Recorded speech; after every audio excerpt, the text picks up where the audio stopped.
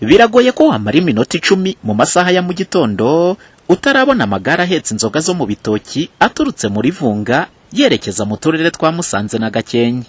Meya w'agateganyo w'akarere ka Gakenke Bwana NZOGA François avuga ko nubwo zimwe muri izi nzoga zo mu bitoki usanga bari nzima ngo hari ubwo uyigura ayivangamo kakanyanga ugasanga ibaye mbi ariyo ntandaro yo gusinda vuba kandi cyane. Ntabwo zigira uko zivangirwa ubundi ikaba yari inzoga nziza, ariko umuntu abagiye hari inzoga zoroheje z'amafaranga makeya, none ko yaba yari yanzoga yujuje ubuziranenge y'ibitoki ariko akagenda akazana kandi asukamo ku buryo noneho yanzoga ihindura isura, ku buryo yinyoye wamubona ari kunywa urwagwa rusanzwe cyangwa se ari kunywa ikigage nk'uko babivuze, ariko akagira kakanyanga asukamo.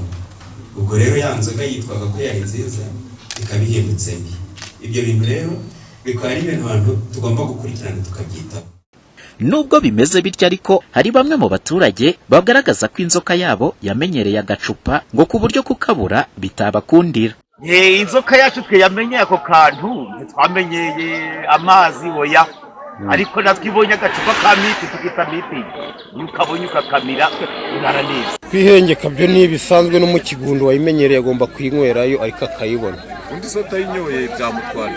Urupfu rw'imbwa n'inyama wayimenyereye ntabwo yayira. Ikibazo cy'ubusinzi mu ntara y'Amajyaruguru ni kimwe mu cy'abayobozi mu nzego zigiye zitandukanye bicaye hamwe kugira ngo bakivugutire umuti bitewe n'uko ibyaha bituruka ku businzi bikomeje gutumbagira muri iyi ntara, kuko mu gihe cy'amezi 3 amadosiye agera kuri 680 y'ibyaha byo gukubita no gukomeretsa yashyikirijwe ubushinjacyaha, aha akarere ka Gicumbi ariko kiganjemo ibi byaha kuko gafite amadosiye agera kuri 206.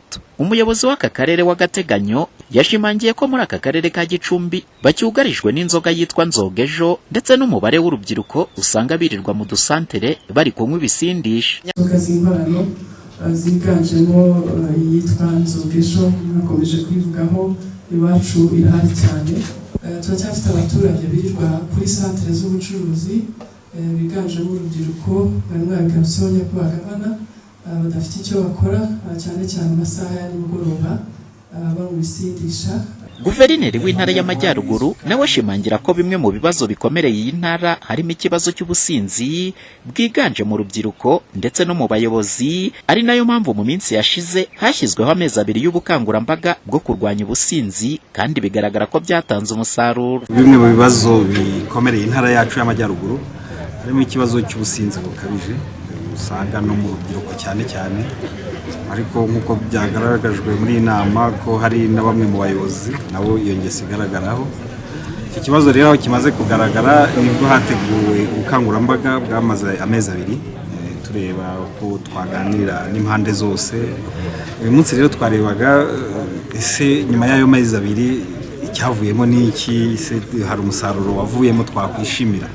Niyo twagaragazaga uyu munsi rero icyavuyemo nuko ubutumwa bwabashije kugera kuri benshi byibuze, tukanareba uburyo twahozaho kugira ngo icyo twavuze uyu munsi ejo izo ngamba zitibagirana, ugasanga n'ubundi twabivuze uyu munsi biragabanuka ariko twajya mu bindi twarangarira mu bindi ugasanga cya kibazo kirongeye kirazamutse.